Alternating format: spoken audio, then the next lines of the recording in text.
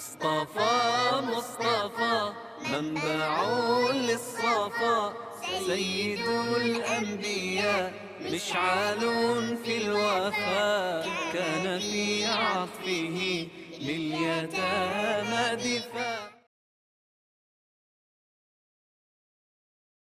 الحمد للہ وحدہ والصلاۃ والسلام علی من لا نبی بعدہ. معزز سامعین، حدیث پاک میں آتا ہے جتنی بھی آسمان سے کتابیں اتری یک کتاب جو اترے. مسند احمد کے بقول 313 یا 314 آسمان سے کتابیں اتری.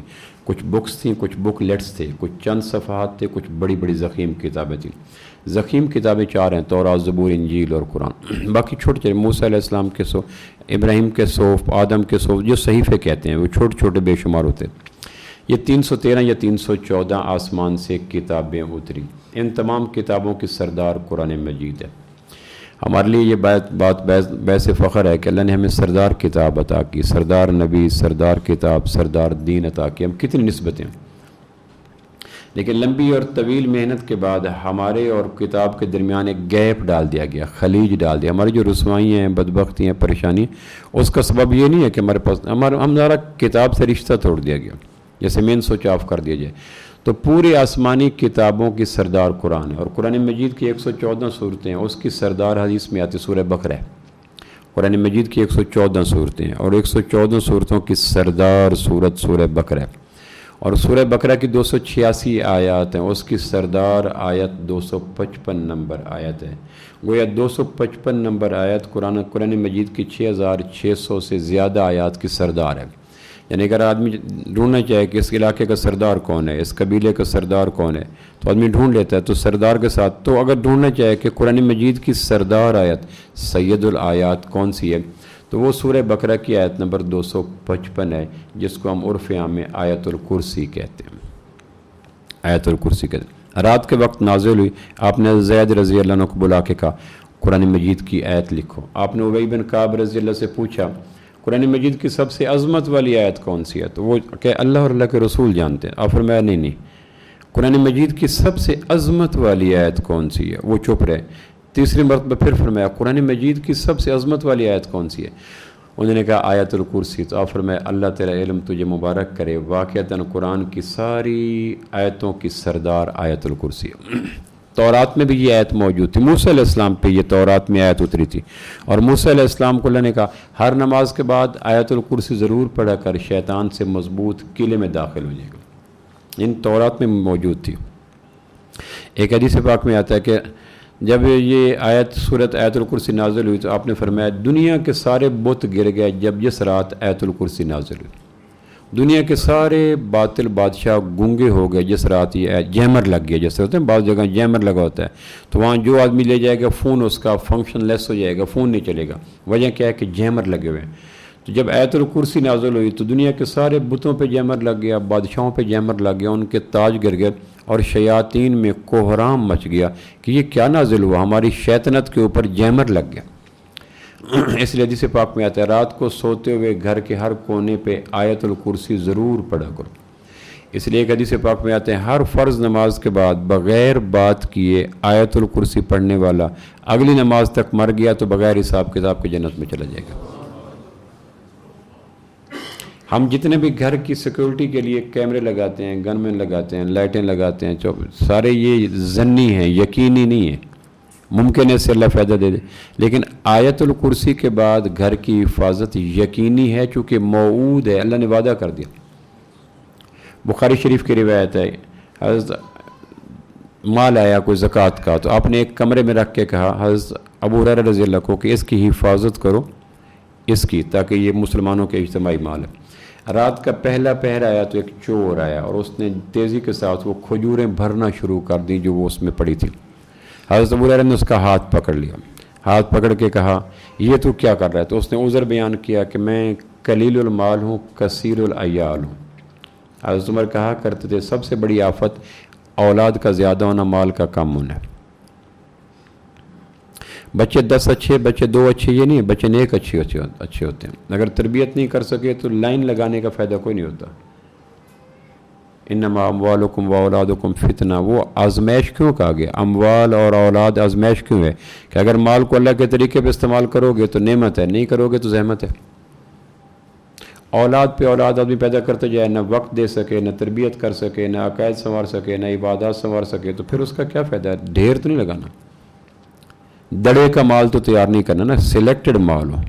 मैं जो क़यामत वाले दिन फ़ख्र करूँगा तो चोरों पे तो नहीं, ज़ानियों पे तो नहीं, शराबियों पे तो नहीं, कातलों पे तो नहीं, वैश्यों पे तो नहीं, शहवत ज़दा पे तो नहीं, उन पे फ़ख्र करेंगे जिनकी पेशानियों पे नूर चमकता होगा। वरना ये थोड़ा है कि अफरादी क़ुव्वत ज़ाहिर करनी है कि आप मूसा अलैहिस्सलाम के 7 लाख हैं, मेरे 7 करोड़ हैं, तो इस्लाम के नज़दीक मेयार है, मिकदार तो नहीं है। एक हो अच्छा हो, 10 हो बेवकत का कोई फ़ायदा नहीं। तो ये जो हिफाजत है, हज़रत अबू हुरैरा को कहा इसकी हिफाजत कर। रात को चोर आया, उसने आके ढूंढना शुरू कर दिया, तो हज़रत अबू हुरैरा जाग रहे थे, उन्होंने पकड़ लिया।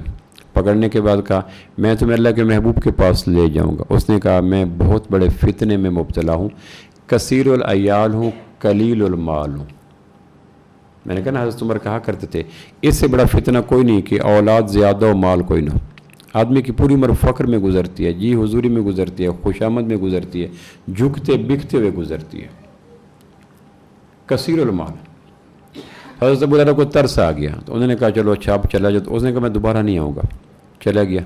सुबह अल्लाह के महबूब ने फरमाया अबू हुरैरा तेरे चोर का क्या बना? सुबह पूछा तेरे चोर का क्या बना? तो अर्ज़ किया जी वो बड़ी मिन्नतें कर रहा था, बड़ा दूर से आया हूँ, पेंडा लंबा किया है, औलाद ज़्यादा है, माल है कोई नहीं, मेहरबानी करो। तो मैंने माफ़ कर दिया। आप फरमाया झूठा है, फिर आएगा। इस बच्चे को छोड़ आते बाबा जी कहीं, अगर मुमकिन हो तो इसको प्यार से छोड़ लें। तो अगली रात हुई तो फिर वो आ गया। हज़रत अबू हुरैरा ने फिर बुखारी शरीफ की रिवायत है, फिर पकड़ लिया। जब पकड़ लिया तो उसने कहा मुझे माफ़ कर दो, लंबे सफ़र करके आऊँ, आपका मेरा वादा मैं दोबारा नहीं आऊँगा। हज़रत अबू हुरैरा ने कहा कल भी तूने कहा था कि मैं गलती होगी, बड़े बाल बच्चे बहुत ज़्यादा हैं, मिलता खाने पीने को है, कुछ मजबूरी से आ गया। तो हज़रत अबू हुरैरा ने छोड़ दिया, फिर तरस आ गया। अगली सुबह हुज़ूर ने पूछा क्या बना चोर का? क्या जी मिन्नतें कर रहा था, क्या झूठा है, फिर आएगा। तीसरी रात हज़रत अबू हुरैरा कहने लगे आज मैंने छोड़ना नहीं है उसको, बुखारी की रिवायत, आज मैंने छोड़ना नहीं है। तीसरी रात बैठे थे, वो फिर आ गया। तो हज़रत अबू हुरैरा ने दोनों हाथों से पकड़ लिया, आज नहीं छोड़ूंगा, तुम्हें ले चलूँगा आमना के लाल के पास सल्लल्लाहु अलैहि वसल्लम। उसने कहा अच्छा मैं आपको एक राज की बात बताऊँ, एक कीमती बात बताऊँ कि एक काम कर ले, मैं कभी तुम्हारे घर में नहीं आ सकूँगा चाहे जितना मैं ज़ोर लगा लूँ। तो उसने हज़रत अबू हुरैरा कहते हैं मैंने पूछा वो कौन से बात? उसने कहा आयतुल कुर्सी पढ़ लिया करो, उस घर में मैं और मेरी ज़ुर्रियत जा ही नहीं सकती। आयतुल कुर्सी, ये 255 नंबर है सूरह बकरा की। आयतुल कुर्सी पढ़ लिया करो, मैं और मेरी ज़ुर्रियत यानी शैतान और शतुंगड़े उस घर में जा ही नहीं सकते। तो हज़रत अबू हुरैरा कहने के मैंने फिर छोड़ दिया। तो सुबह हुज़ूर ने फरमाया क्या बना चोर का? क्या जी उसने ये कहा था। आप फरमाया था झूठा लेकिन बात सच्ची कर गया, था झूठा। दुनिया के किसी मज़हब के पास इतनी उम्दा उजला पाकीज़ा तालीमात नहीं है जो हमारे पास मौजूद है आयतुल कुर्सी के रूप में, इतनी खूबसूरत। ये कुरान की सरदार आयत क्यों है? तो मैं उसके बारे में थोड़ा सा अर्ज़ करना चाहता हूँ। आयतुल कुर्सी सरदार आयत क्यों है, सैयदुल आयत क्यों है? हज़रत इब्न उमर रज़ी अल्लाह कहते हैं मेरे अब्बा हज़रत उमर घर से बाहर निकले, बहकी की रिवायत है, मेरे अब्बा घर से बाहर निकले, कहने लगे कोई है जो बताए कि कायनात में सबसे, कुरान मजीद में सबसे बड़ी अज़मत वाली आयत कौन सी है, सबसे बड़ी अदल वाली आयत कौन सी है, सबसे बड़ी खौफ वाली आयत कौन सी है, सबसे बड़ी उम्मीद वाली आयत कौन सी है? सवाल ये होते थे, कोई है जो ये बताए अज़मत वाली आयत, अदल वाली आयत, खौफ वाली आयत, उम्मीद वाली आयत। तो अब्दुल्लाह बिन मसूद रज़ी अल्लाह खड़े थे, कहा मैं बताता हूँ। इब्न मसूद रज़ी कहा मैं बताता हूँ। कहा बताओ। उन्होंने कहा सबसे अज़मत वाली आयत आयतुल कुर्सी है, सबसे अदल वाली आयत इन्नल्लाह यामुरु बिल अदल वल ihसान। भाई हमारे यहाँ जो जुमे में उमर बिन अब्दुल अज़ीज़ ने इसको शामिल किया था जुमे के खुतबात में, वही इताए दिल कुर्बा व यनहा, वो जो आयत है। और सबसे बड़ी खौफ वाली आयत फमन यामल मिस्काल ज़र्रतिन खैरिन यरा व मन यामल मिस्काल ज़र्रतिन शर्रिन यरा। और सबसे बड़ी उम्मीद वाली आयत या इबादी अल्लज़ीना असरफ़ू अला अनफुसिहिम ला तक़नतू मिन रहमतिल्लाह इन्नल्लाह यग़फ़िरुज़्ज़ुनूब जमीआ। तो इस आयतुल कुर्सी में इतनी अज़मतें, इतना हुस्न क्यों है कि इसको 6600 हम अपने فیکٹری میں کسی کو جی ایم بناتے ہیں تو اس کے کئی پہلو ہوتے ہیں نا، سوچ کے بتاتے ہیں، اس میں دیانتداری ہے، اس میں کمپیٹنسی ہے، اس میں ایجوکیشن ہے، اس میں ایکسپیرینس، تب جا کے کسی کو استاد ایک کلاس کا مانیٹر بناتا ہے تو بھی اس کے کئی پہلو ہفتوں میں چیک کرتا ہے نا کہ یہ بچہ ایسا، تب مانیٹر بناتا ہے۔ آپ بھی کسی کو اپنے بچوں میں سے کسی بچے کو گریڈنگ کرتے ہیں، یہ بچہ اے پہ ہے، بی پہ ہے، سی پہ ہے، تو قرآن مجید میں جو گریڈنگ کی گئی 6600 سے اوپر جو آیات ہیں ان میں سردار آیت کا ٹائٹل آیت الکرسی کو ملا، تو کچھ وجہ تو ہے نا، تو اس کی 2-3 وجوہات میں عرض کرتا ہوں۔ سب سے پہلی وجہ یہ امام قرطبی نے کہا ہے کہ یہ قرآن مجید کی واحد آیت ہے جس میں 18 دفعہ اللہ کا نام آیا۔ کسی آیت کے اندر امام قرطبی کے بقول 18 مرتبہ، میں نے 17 دفعہ گنا، میں نے 18 دفعہ پورا نہیں ہو رہا تھا، میں چلا گیا مولانا طارق جمیل کے پاس کل پرسوں گیا یا کل گیا، تو میں نے کہا جی میں نے 17 مرتبہ گنا ہے تو مجھے پورے نہیں ہو رہے، مولانا کہنے لگے کہ میں 23 دفعہ پورا کر دینا، انہوں نے 23 دفعہ پورا کر دیا، انہوں نے کہا ہوں خوش ہیں، میں نے کہا جی میرے سے 17 دفعہ نہیں ہضم ہو رہا تھا، آپ نے 23 دفعہ کر دیا، انہوں نے 23 دفعہ کر دی۔ یعنی قرآن کا حسن ہے نا، جتنا سمندر میں غوطہ زن ہوتے جاؤ، قرآن آدمی کو نئے ہیرے جواہرات موتی مل، سمندر کے اندر تو بے شمار خزانے پڑے ہیں۔ کوئی آدمی یہ کہے کہ میں سمندر میں غوطہ زن ہو کر سمندر کے سارے موتی لے کے آ گیا تو یہ تو پاسبل نہیں ہے۔ غوطہ زن جتنا آدمی ہوگا، کوئی کہے کہ میں اتنے موتی لائے، اتنے موتی لائے، اتنے، لیکن کنارے پہ آ کے کوئی یہ کہے کہ میں سمندر کے دامن میں چھپے ہوئے سارے موتی لے کے آ گیا تو یہ تو ممکن نہیں ہے۔ قرآن سمندر ہے جس کا کنارہ کوئی نہیں۔ کوئی یہ کہے کہ میں قرآن کے سمندر میں چھپے ہوئے ہیرے موتی سب کو لے کے کنارے پہ آ گیا تو یہ تو عمریں ختم ہو جائیں گی، ممکن نہیں ہو سکتا۔ تو امام قرطبی کے 18 میرے سے ہضم نہیں ہو رہے تھے، مولانا نے 23 کر دیا، کہنے کہ یہ میں ان کے گھر بیٹھا تھا، انہوں نے کہا لو یہ 23 پورے کر لو، میں نے کہا اچھا یہ 18 تو مجھے پورے کرنے دو۔ یعنی وہ امام قرطبی رحمۃ اللہ علیہ کہتے ہیں کہ یہ واحد آیت ہے جس میں اللہ نے اپنا ذاتی نام، اپنا صفاتی نام، اپنے ضمائر کے ذریعے نام 18 دفعہ لیے۔ مثلا میں کہتا ہوں نا اعظم صاحب آئے تھے، یہ نام ہو گیا، وہ یہ کہہ رہے تھے تو وہ بھی اعظم ہے نا، یہ ہمارے روزمرہ کو اس کو ضمائر کہتے ہیں، وہ کہہ رہے تھے، وہ مجھے یوں کہہ رہے تھے، تو جب یہ میں وہ کہوں گا تو وہ بھی اعظم صاحب ہی میں کہہ رہا ہوں گا۔ ہمارے اردو کی زبان کا محاورہ ہے کہ کبھی نام لے کے پکارتے ہیں، کبھی وہ لے کے پکارتے ہیں، کبھی القاب سے پکار دیتے ہیں۔ ہم میاں صاحب آئے تھے، اعظم صاحب کہہ رہے تھے، وہ انہوں نے یہ کہا، اس نے، یہ سارے اسی اعظم صاحب ہی ڈسکس ہو رہے ہیں۔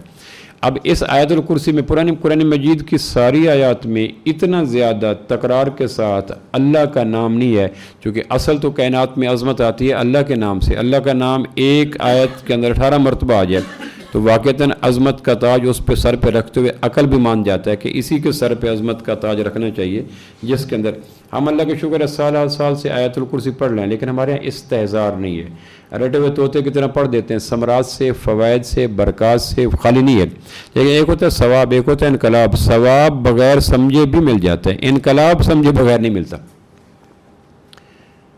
جب آدمی سمجھ کے پڑھتا ہے تو ثواب پلس انقلاب آتا ہے، اور جب بغیر سمجھے پڑھتا ہے تو ثواب کی کرنسی ملتی ہے، سکیل کا دائیں سا ترازو سے نیکیوں سے بھر جاتا ہے، نام اعمال میں نیکیاں بھی شامل ہو جاتی ہیں، جو اللہ نے وعدے کیے ہیں اس صورت کے پڑھنے پر وہ بھی مل جاتے ہیں۔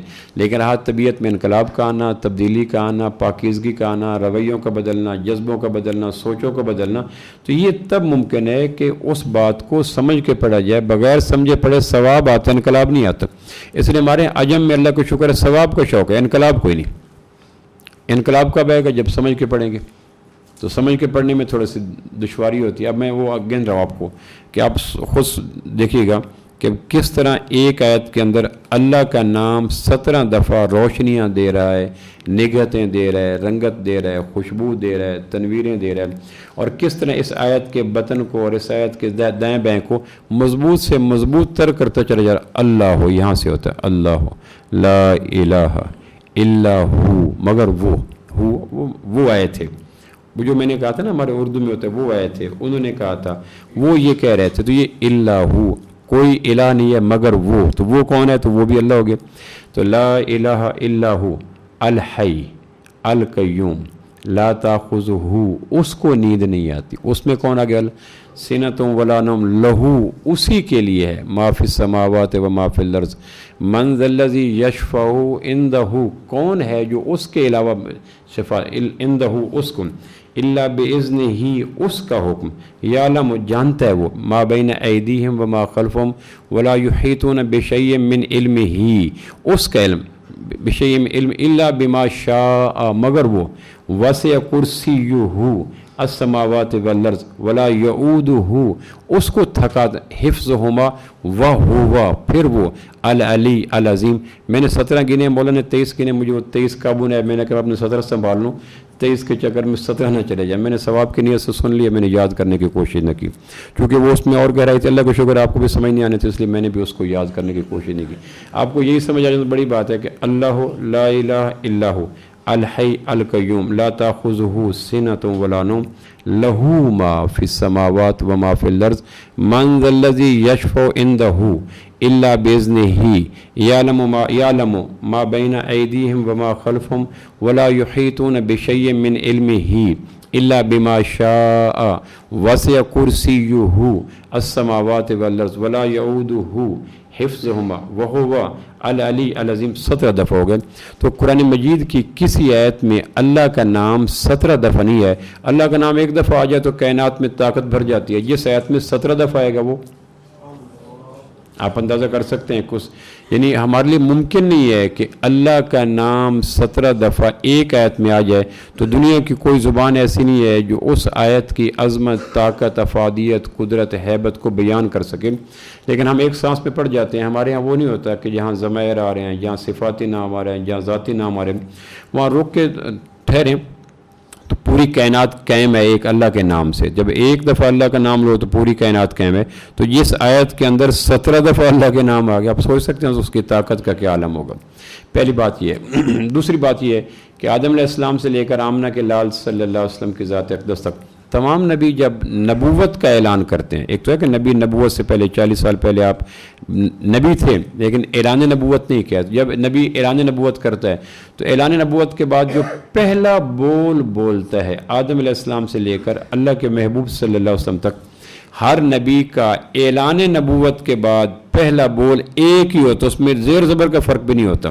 آپ اندازہ کر سکتے ہیں کہ اللہ جو نبی کو اعلان نبوت کے بعد پہلا بول بولنے کی طاقت دیتے ہیں، اس میں طاقت، ہیبت، سطوت کس قدر زیادہ ہوگی، تو وہ ہے ہر نبی کا لا الہ الا اللہ، یہ پہلا بول ہوتا ہے جو ہر نبی کو آدم علیہ، باقی اگلا بول اس سے بدلتے، عیسیٰ کلیم، موسیٰ کلیم اللہ، عیسیٰ روح اللہ، آدم صفی اللہ، یہ اگلا حصہ اس نبی کے صفاتی نام کے ساتھ بدلتا چلا جاتا ہے، آخر پہ آ کے محمد رسول اللہ۔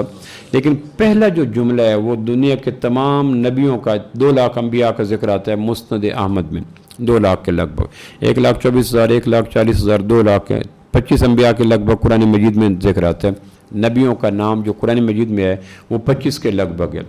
تو یہ جو 2 لاکھ کے لگ بھگ انبیاء ہے، ان انبیاء کا جو پہلا بول مشترکہ آسمان کے خالق نے دیا، آپ سوچ سکتے ہیں کہ اس پہلے بول میں کتنے انقلابیت ہوگی، کتنی جامعیت ہوگی، کتنی ہمگیریت ہوگی، کتنی دعوت ہوگی، کتنی طاقت ہوگی کہ اللہ نے بلا شرکت زمانوں کے عہد کے ہر ایک کو کا پہلا بول۔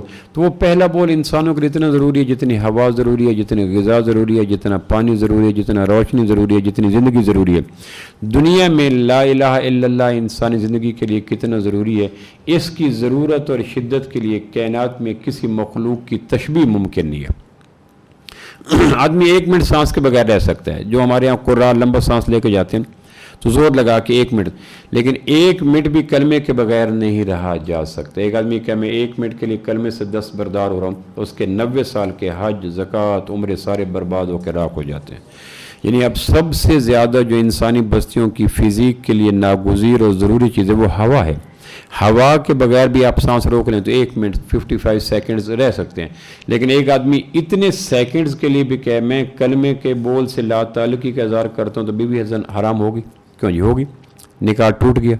اتنی دیر کے لیے بھی کلمے کی دوری اور انکار انسان کو زندگی میں چین، اس لیے میں کہہ رہا تھا کہ لا الہ الا اللہ اتنا ضروری ہے، لا الہ الا اللہ، کہ اس کی ضروریت کے لیے، ناگزیریت کے لیے، اہمیت کے لیے، امپورٹنس کے لیے ہم کائنات میں کیا تشبیہ دیں۔ تو ہمارے ہاں سب سے بڑی تشبیہ ہوا ہے، تو ہوا بھی 55 سیکنڈ اگر نہ ملے تو آدمی گزارا کر لیتا ہے، لیکن 1 سیکنڈ کے لیے بھی آدمی کہے میں کلمے سے وڈرا کرتا ہوں، میں کلمے کو لا تعلق ہوتا ہوں، تو 90 سال حرم میں رہنے والا اس کی ساری نیکیوں کو جلا کے راکھ کر دی جاتا ہے۔ اتنا ضروری ہے. تو یہ تمام نبیوں کا جو پہلا بول ہے، پہلا بول وہ لا الہ الا اللہ. اور یہ جو آیت ہے آیت الکرسی، اس کا آغاز پہلے تمام نبیوں کے اجتماعی رس سے شروع ہو رہا ہے. تمام نبیوں کی دعوت کا جو پہلا بول وہ رس ہوگا. اس میں آدم کی طاقت بھی ہے، موسیٰ کی طاقت بھی ہے، عیسیٰ کی طاقت بھی ہے، زکریا کی، تمام نبیوں کی طاقت آ گئی. تو تمام نبیوں کی طاقت مل گئی، پھر اللہ کا عطا کردہ بول مل گیا. تو آیت الکرسی کا آغاز ہوتا ہے اللہ لا الہ الا ہو. وہ جو لا الہ الا، اس کے لفظوں کی تقدیم تاخیر کے ساتھ مفہوم ہوئی ہے. لا الہ الا اللہ، اللہ لا الہ الا، وہ لفظ آگے پیچھے ہو گئے لیکن اگر آپ مفہوم دیکھیں تو وہی رہتا ہے. تیسری بات جو اس میں یہ کی گئی کہ جو آیت الکرسی عظیم تر ہے، اس میں ایک بہت بڑا دعویٰ اللہ نے کیا. کائنات میں اللہ کے علاوہ الہ کوئی نہیں. یہ تمام نبیوں کا دعویٰ ہے، اور اس دعوے کی 9 دلیلیں قرآن مجید میں کسی آیت کے اندر لا الہ الا اللہ کے دعوے کی دلیلوں کی اتنی بھرمار نہیں ہے جتنی آیت الکرسی کے اندر ہے.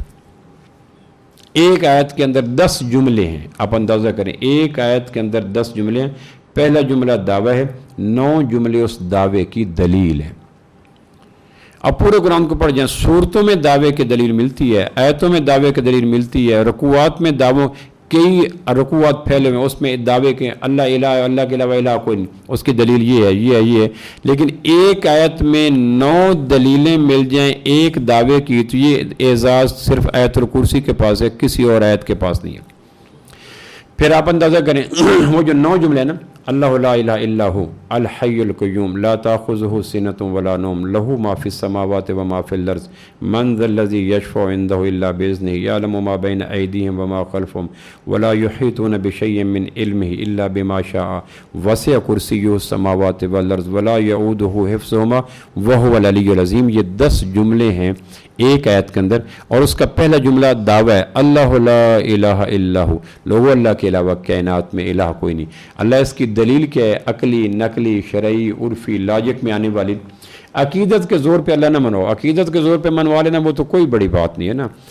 کائنات کا ہر انسان اللہ کی ذات کے ساتھ اٹوٹ عقیدت نہیں رکھتا. پورا دہریہ رشیا اللہ کو مانتے کوئی نہیں، نان بلیور ہیں، ایتھیسٹ ہیں، وہ کہتے ہیں اللہ نامی ذات کائنات. رشیا کتنی بڑی آبادی ہے. چائنا اللہ کو مانتا کوئی نہیں. دنیا کا 5واں حصے کی آبادی چائنا کے اندر پڑی. ایک ملک اگر 7 ارب آبادی تصور کی جائے تو ایک ملک 5واں حصہ کی آبادی وہ لے کے پڑا ہے. وہ اللہ کو مانتے کوئی نہیں، اللہ ہے ہی نہیں. لہٰذا ہم کہتے ہیں اللہ تو الہ ہے، تیرے علاوہ الہ کوئی نہیں، الہ کوئی نہیں. تو اس کی دلیل وہ دینا جو عقیدت کے زور پہ نہ مانی جائے کہ ہم تو ماننے والے ہیں، ہم نے تو ہر حال میں ماننا ہی ماننا. دلیل وہ ہو جس کو عقل مانے، لاجک مانے، تھیوری مانے. اللہ کہتے ہیں ہاں میرے مخاطبین چونکہ انسان ہے نا، مومنین تو نہیں ہیں، عابدین تو نہیں ہیں، انبیاء تو نہیں ہیں، صالحین تو نہیں ہیں، اولیاء تو نہیں ہیں، فاسقین بھی ہیں، کافرین بھی ہیں، مشرکین بھی ہیں، ملحدین بھی ہیں، سارے ہیں. لہٰذا ان کے لیے الہ منوانا یہ کائنات کی سب سے بڑی حقیقت ہے. الہ کسے کہتے ہیں؟ ما فوق الاسباب، جس کے علاوہ مدد کوئی نہ کر سکے اس کو الہ کہتے ہیں. میں پھر اس کو عرض کر دیتا ہوں، ما فوق الاسباب، کائنات میں جس کے علاوہ مدد کوئی نہ کر سکے اس کو الہ کہتے ہیں. ما فوق الاسباب، ما تحت الاسباب ایک دینی لٹریچر کے 2 لفظ ہیں، اس کو پہلے سمجھ لیں. ما تحت الاسباب کسے کہتے ہیں؟ آپ بیوی کے پاس گئے چائے بنا دو تو اس نے مدد کی ہے، چائے بنا دی. آپ حکیم کے پاس گئے، لوز موشن ہے، اس نے دوائی دی، مدد دی. آپ کی گاڑی میں سے پیٹرول ختم ہو گیا، آپ نے کسی کو کہا پیٹرول ڈلوا دو، اس نے ڈلوا دیا. یہ ما تحت الاسباب ہے. ایک دوسرے سے ہم کام آتے، یہ سنت ہے، اس سے زندگی قائم ہے، معاشرتی ضابطے قائم ہیں. ہم ایک دوسرے کے کام آتے رہتے ہیں. بیٹا باپ کے کام آتا ہے، بیوی شوہر کے کام آتے ہیں، ملازم مالک کے کام آتے ہیں، دوست کے کام آتے ہیں. دنیا میں کوئی انسان ایسا نہیں ہے جو ڈیپینڈنٹ ہو. انڈیپینڈنٹ کوئی بھی نہیں، ڈیپینڈنٹ ہے. ایک دوسرے کے ساتھ ہمیں یار میری کٹنگ کر دینا، سوٹ سٹچ کر دینا، گاڑی واش کر دینا، روٹی پکا دینا، کھانا دینا، پانی دینا. تو سب سے زیادہ انحصار کرنے والی مخلوق انسان ہے. پرندے اتنے نہیں ہیں، کیڑے اتنے نہیں ہیں، جنگل کے جانور اتنے نہیں ہیں، ہم قدم قدم پہ. لہٰذا ما تحت، اس بات کو غور سن لیجئے کہ یہ بڑی بنیادی بات عرض کرنے لگوں. ما تحت الاسباب مدد کرنا یہ سنت ہے، یہ اللہ کی منشا ہے. ایک دوسرے کے کام اور ضروریات زندگی پڑتی رہتی ہے. دنیا کا کوئی انسان ایسا نہیں جو کہ مجھے کبھی کسی سے ضرورت نہیں پڑی. ہر آدمی کو ضرورت ہے. جتنا VIP ہوگا اتنا وہ ڈیپینڈنٹ ہوگا. میں تو اپنی گاڑی خود چلا لیتا ہوں لیکن ارب پتی تو نہیں چلا سکتا. میں تو رات باہر چلا جاتا ہوں لیکن خراب پتی تو نہیں جا سکتا. میں تو جہاں چاہوں واک پہ چلا جاتا ہوں لیکن فوج کا پریزیڈنٹ تو نہیں جا سکتا, وزیر اعظم تو نہیں جا سکتا. تو جتنا آدمی VIP ہوتا چلا جاتا ہے اتنا آدمی ڈیپینڈنٹ ہوتا چلا جاتا ہے. اس کا دوسروں پہ انحصار بڑھتا چلا جاتا ہے. قدم قدم پہ روٹی دیکھو, سالن دیکھو, چیک کرو, ڈاکٹر لو, آگے رپورٹ دو, جہاں میں نے جانا ہے وہاں کا. تو یہ اس لیے ما تحت الاسباب ایک دوسرے کی مدد کرنا یہ سنت ہے. دوسرا ہے ما فوق الاسباب مدد کرنا, کہ آپ ایک ایسے آدمی کو پکار رہے ہیں, ایسی شخصیت کو پکار رہے ہیں جس کے ساتھ آپ کا ریلیشن کوئی نہیں, تعلق کوئی نہیں, اپروچ ہی کوئی نہیں, کانٹیکٹ ہی کوئی نہیں. آپ گاڑی پہ جا رہے ہیں, راستے میں آپ کی گاڑی پنکچر ہو گئی, آپ نے کسی دکان والے کو کہا جو پنکچر لگاتا ہے پنکچر لگا دو. یہ ما تحت الاسباب ہے, یہ سنت ہے, ضروری ہے, ناگزیر ہے. لیکن آپ گاڑی پہ کھڑے, روڈ پہ گاڑی لے کے کھڑے ہو گئے اور آپ کے دادا ابو تھے, وہ حاجی تھے, وہ عالم تھے, وہ محدث تھے, وہ فقیہ تھے, وہ صوفی تھے, وہ شاعر تھے, وہ پارسا تھے, وہ تجربہ, ساری علامات تھی جو جنتیوں کی ہیں. تو آپ وہاں کھڑے ہو کہتے ہیں دادا جی میری گاڑی کو پنکچر لگا دو, ان کو فوت ہوئے 50 سال گزر گئے. تو یہ ما فوق الاسباب ہے, ما فوق الاسباب. آپ نے دادے کو کہا دادا جی میری گاڑی کا فیول ختم ہو گیا, دادا کو فوت ہوئے 30 سال گزر گئے ہیں. تو ما فوق الاسباب کسی کو پکارنا, لا الہ الا اللہ, یہ ہے کہ کائنات میں ما فوق الاسباب مشکل کشا اکیلا ہے اور کوئی نہیں. یہ کائنات کا سب سے مشکل کام ہے. یہ ڈائجسٹ نہیں ہوتا, براہمی نظر پیدا بڑی مشکل سے ہوتی ہے, ہوس چھپ چھپ کے سینے میں بنا لیتی ہے تصویریں. دنیا کا سب سے مشکل کام ہے لا الہ الا اللہ کہنا, پھر مشکل کام ہے لا الہ الا اللہ کے زیر سایہ زندگی گزارنا, پھر مشکل کام ہے لا الہ الا اللہ کو زندگی کے ہر مرحلے میں لے کے جانا, پھر مشکل کام ہے لا الہ الا اللہ کی تبلیغ کرنا, پھر مشکل کام ہے فلا تموتن الا وانتم مسلمون, لا الہ الا اللہ کو سنبھال کر قبر کے چوکٹے میں اتر جانا. یہ شہادت کے الفت میں قدم رکھنا ہے. لوگ آسان سمجھتے ہیں مسلمان ہونا, ہمالیہ پہ چڑھنا, پہاڑوں میں جانا, خلاؤں میں جانا, رسوں سے پرنگ, یہ مشکل کام نہیں ہے. یہ سکھ, یہودی, عیسائی, ہندو بھی کر لیتے ہیں. اللہ کی ذات کی قسم لا الہ الا اللہ کا دل و جان سے اقرار کرنا یہ دنیا کا ٹفسٹ کام ہے. اگر اس دلیل کے اگر یہ آسان کام ہوتا تو اللہ آسان کام کا ٹاسک نبیوں کو نہیں دیتا, نبیوں کو مشکل کام دیا کرتا. اقبال کہتا ہے کہ جب میں کہتا ہوں لا الہ الا اللہ تو میرے وجود کا آنگ آنگ لرز جاتا ہے, چونکہ مجھے پتہ ہے لا الہ الا اللہ میرے پلے کوئی چھوڑتا نہیں ہے. تو اب نبیوں کو دیوانہ لوگ کیوں کہتے تھے؟ مجنون, ساحر, دیوانہ. نبیوں کی عادات, نبیوں کی صورت, نبیوں کے خصائل, نبیوں کے فضائل ان کے سامنے ہوتے تھے. پھر کہ یہ دیوانہ ہے, مجنون ہے, ساحر ہے, قضا, یہ کیوں کہتے تھے؟ اس کی بنیاد یہ تھی کہ اس دور کے لوگ ما تحت الاسباب ما فوق الاسباب دونوں میں غیروں کو پکار لیتے تھے. نبی آ کے کہتے تھے ما فوق الاسباب پکارے جانے کے قابل اکیلا اللہ ہے اور کوئی نہیں. تو نبیوں کا کلمہ قوموں کے کلمے سے جب 180 درجے کے اینگل پہ متضاد سمت پہ چلا جاتا, ان کا قوم ابتدا, ان کا کلمہ ابتدائے مشرق میں ہوتا, نبیوں کا کلمہ انتہائی مغرب پہ ہوتا, ان کا کلمہ شمال پہ ہوتا, نبیوں کا کلمہ جنوب پہ ہوتا. تو وہ کہتے ہیں یہ کیسے کام ہے؟ تم آ کے کہتے ہو کہ کچھ ہوتا ہے. یہ جو 360 رکھے ہوئے ہیں ان میں لات, منات, حبل, ود, سوا, یعوس, یعوق, نصر, نیلا, وصاف, یہ ہمارا کام نہیں کرتے. جنگل میں کون فتح دیتا ہے؟ دریاؤں میں کنارے پہ کون لگاتا ہے؟ بیماریوں کو کون دور کرتا ہے؟ گمشدہ کون واپس لاتا ہے؟ تو کئی کون لاتے ہیں کہ یہ جو 200 سال پہلے مرا, 300 سال پہلے مرا. نبی آ کے کہتے تھے لا الہ الا اللہ. لوگوں یقین جانو, اس فکر کو یاد کرنا, لوگوں یقین جانو ما فوق الاسباب اللہ کے علاوہ کائنات میں مشکل کشا کوئی نہیں. ابو ذر کو فرمایا تمہیں کوئی سولی لٹکا دے, تمہیں کوئی آگ میں ڈال دے, تمہارے کو ٹکڑے کر دے, ابو ذر یہ سارے کام برداشت کر لینا. ما فوق الاسباب اللہ کے علاوہ کائنات میں کسی کو مشکل کشا ایک پلک جھپکنے کے برابر بھی تسلیم نہ کرنا, جل کے راکھ ہو جائے گا. مسلمان کی طاقت ہے یہ لا الہ الا اللہ. تو یہ آیت الکرسی میں ایک دعویٰ ہے لا اللہ لا الہ الا ہو. لوگوں ما فوق الاسباب ما تحت الاسباب, میں نے پھر عرض کر دیتا ہوں. ایک آدمی, اچھا پھر غلطی کیا ہوتی ہے؟ شیطان آ کے خیال انجیکٹ کرتا ہے, ایک سوچ کی ویو پیدا کرتا ہے, اور وہ سوچ اتنی خوفناک, ہولناک اور وار اتنا ہم رنگ زمیں ہوتا ہے کہ بڑے بڑے جب و دستار کے لوگ گر جاتے ہیں. وہ وار کیا کرتا ہے؟ وار یہ کرتا ہے کہ مثال لاتا ہے ما تحت الاسباب کی, ثابت کرتا ہے ما فوق الاسباب کو. تم سکھ حکیم کے پاس گئے تھے ننکانہ صاحب, کہاں کہ اس کو کہا تھا مجھے کینسر ہے, کہاں کہ اس نے دوائی دی تھی, کہاں کہ سکھ حکیم سے بیماری میں دوائی لینا شرک نہیں ہے, اور میرے پردادا اتنے لوگ نیک آدمی تھے، ان سے مانگنا شرک ہے۔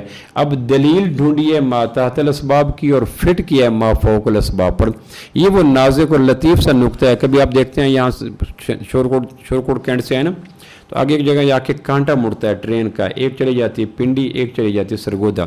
کانٹا جب شروع میں الگ ہوتا ہے تو انچوں کا فاصلہ ہوتا ہے، کانٹا جب جدا ہوتا ہے ایک ٹریک ادھر تو شروع میں اتنا نہیں ہوتا، شروع میں ایسے جب دو کانٹا بدلتا ہے ٹرین کا تو شروع میں ایسے ایسے پھر بڑھتے بڑھتے ایک ٹرین کی ڈیزینیشن اور منزل جا کے پنڈی ہوتی ہے اور دوسری کھڑی ہوتی ہے سرگودا جا کر۔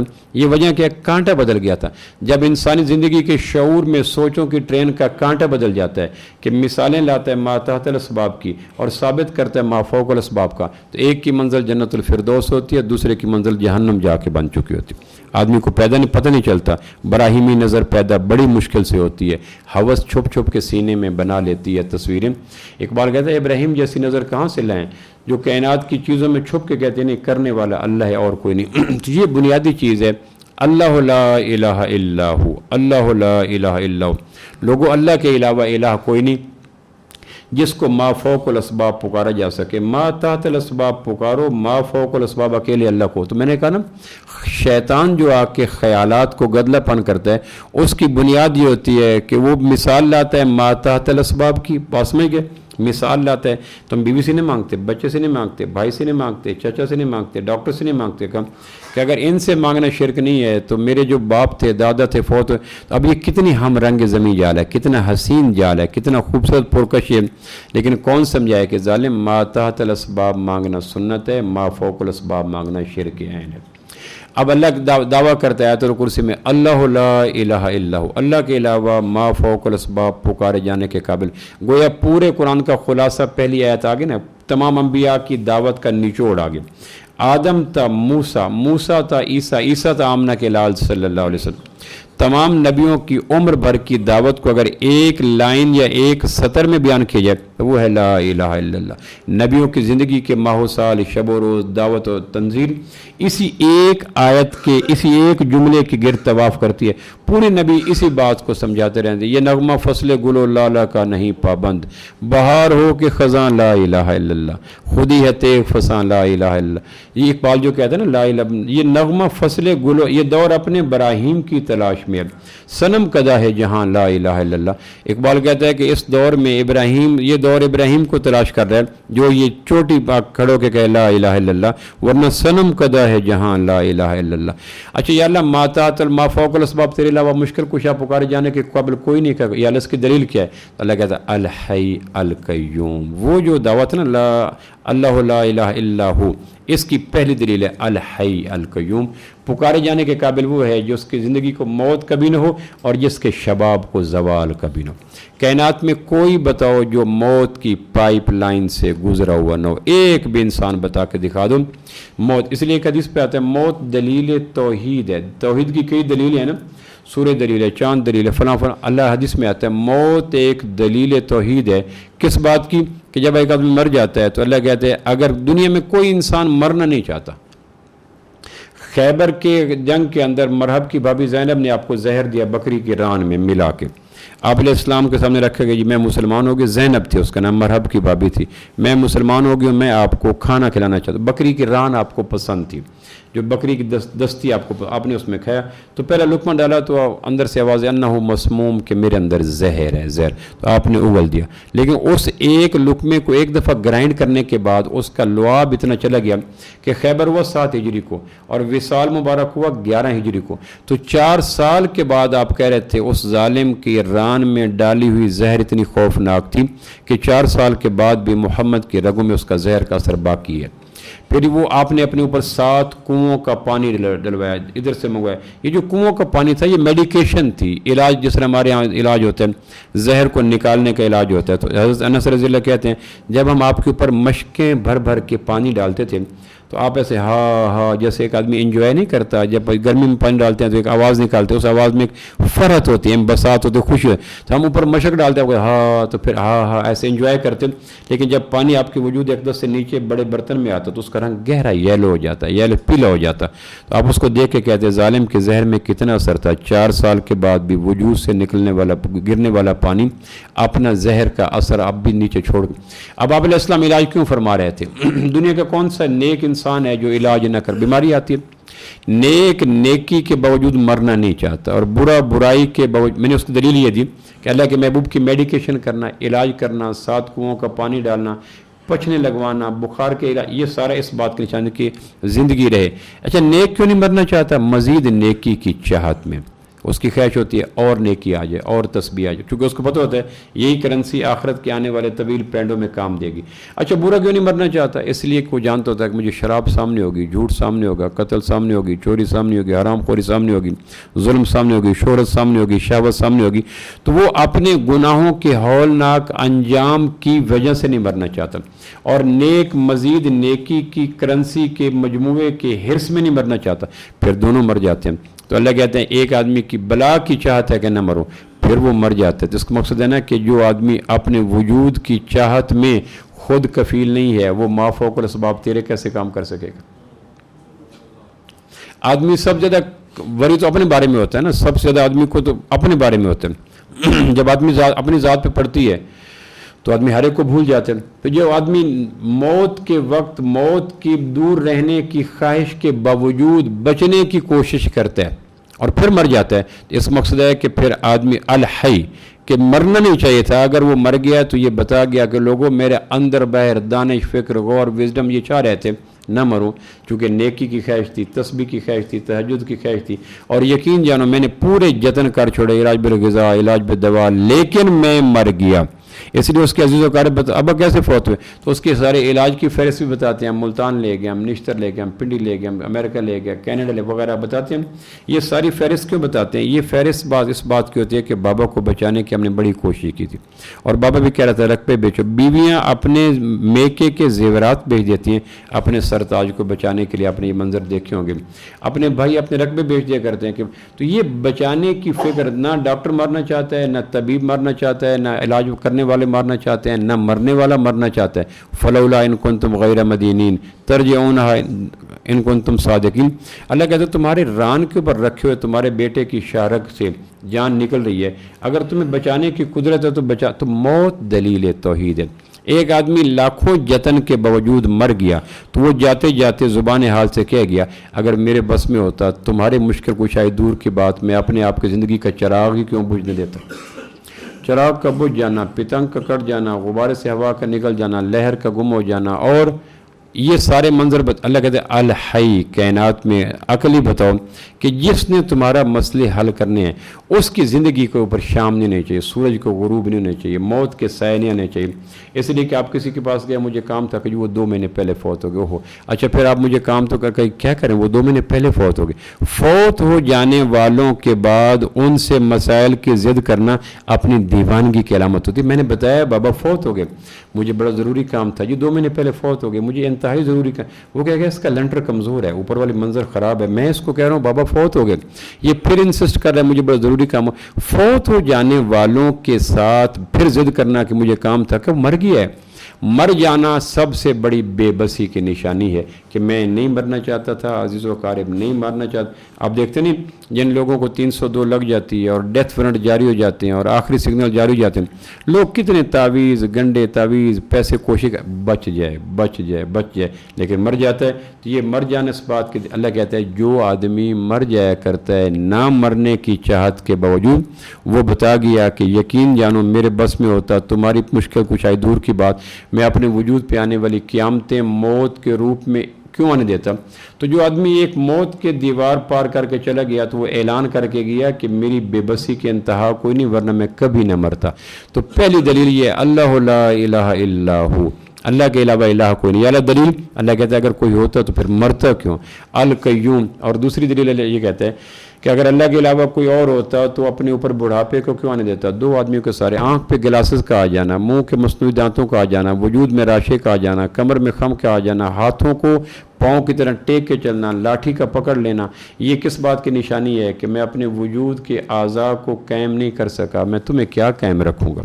جس آدمی کو 4 آدمی پکڑ کے کار میں بٹھاتے ہیں، 2 آدمی پکڑ کے باہر نکالتے ہیں، کھانے پہ لے کے جاتے ہیں، بیت الخلاء سے اٹھ نہیں سکتا، اگر آدمی اس کے ساتھ بھی ما فوق الاسباب اپنی مشکلات کو حل کر لے تو پھر تو ملالہ یوسف زئی سے نوبل پرائز لے کر اس کو پاگل پن کا نوبل پرائز دینا چاہیے کہ اتنا بڑا پاگل ہے کہ شاید بوڑھے آسمان نے بھی اتنا بڑا پاگل ہے، وہ جانتے نہیں اس کے گلاسز لگے ہوئے ہیں، جانتے نہیں وہ چل نہیں سکتا تو یہ دوسری دلیل ہے اللہ لا الہ الا ہو، اللہ کے علاوہ الہ کوئی نہیں، اس لیے کہ الہ کو مرنا نہیں چاہیے اور الہ کے وجود کو ضعف میں، زوال میں، کمزوری میں آنا نہیں چاہیے، اور جو زوال میں بھی آ جائے، موت کی وادی میں بھی چلا جائے۔ آخری پھر گزارش کرتا ہوں، مومن کی یہ شان ہے کہ وہ حدیث پہ اپنے سب کچھ داؤ پہ لگا دیتا ہے۔ میں نے پھر ایک دفعہ عرض کیا تھا، سنن نسائی، سنن ترمذی، سنن ابن ماجہ، سنن ابی داؤد، 4 کتابیں اس کو سنن اربع کہتے ہیں، سیاہ ستہ 6 کتابوں کو کہتے ہیں، ستہ 6 کو کہتے ہیں، سیاہ صحیح ان میں سے 4 کو سنن اربع کہتے ہیں۔ ابن کثیر نے سورہ جمعہ میں لکھا ہے 4 جو حدیث کی کتابیں ہیں ان 4 کی روایت دی ہے، اور امام حاکم کی روایت بھی دی ہے، مسند احمد کی روایت بھی دی ہے، 6 حدیث کی کتابیں، اور تخریج میں کہ یہ حدیث صحیح ہے کہ جو آدمی جمعہ والے دن امام سے پہلے، خطیب سے پہلے آتا ہے، خطیب سے پہلے آتا ہے، بات کو غور سے سنتا ہے، کعبہ کے رب کی قسم 1 قدم پر 1 سال کے مقبول نفلی روزوں کا ثواب ملتا ہے۔ جو لیٹ آئے ہیں ان کی میں بھی تعزیت کرتا ہوں، وہ اپنی بھی تعزیت کریں، اس کو نارمل نہ لیں کہ نیکی چھن جائے اور آدمی اتنا بھی پریشان ہو، جتنا خشک پتہ آدمی کی ہاتھ کی پشت پہ گر جائے تو اس کی لمس سے آدمی کی وجود میں جرجری ہو، اور اتنی نیکی گم ہو جائے اور آدمی کی آنکھ پہ جھپک بھی نہ ہو، اور طبیعت میں اس مقصد کو آدمی روحانی اعتبار سے پیرالائز ہو چکا ہے، اتنے بڑے نقصان کو اس کو نقصان کا احساس ہی کوئی نہیں، تو جو لیٹ آئے، آدھا گھنٹہ لیٹ آ گئے، 10 منٹ لیٹ آ گئے، اور لیکن اس ثواب سے محروم ہو گئے، ہم ان دوستوں کی تعزیت کرتے ہیں اور ان کے افسوس کرتے ہیں اور ان سے پرسہ دیتے ہیں کہ تمہیں کسی ایسی کمی کی وجہ سے 1 قدم پر 1 سال کے، آج جا کے سورہ ابن کثیر دیکھے گا، سورہ جمعہ کھولیے گا، اذا نودی للصلاۃ یوم الجمعہ فاسعوا الی، اس آیت کے ذیل میں دیکھیے گا، فاسعوا الی ذکر اللہ وذروا البیع، ایک آیت پر ایک قدم پر 1 سال کے مقبول روزے نہیں، مقبول 1 سال کے مقبول روزے، اور اسی 1 قدم پر 1 سال کی پوری راتوں کے قیام کا ثواب ملتا ہے۔ اب کتنے قدم ہے؟ 10 قدم ہے، 50 قدم ہے، 100 قدم ہے، ہفتے بعد 1 دن آتا ہے، اور دن میں بھی 1 گھنٹہ آتا ہے، اور گھنٹہ بھی 1 آ جاتا ہے، ٹھنڈی جگہ، آرام دہ جگہ، اور جو اس کو بھی نہ تو موسم اچھا، پانی وافر، مٹی بھی زرخیز، ایسے میں جو کھیت نہ سینچے وہ کیسا دہقان۔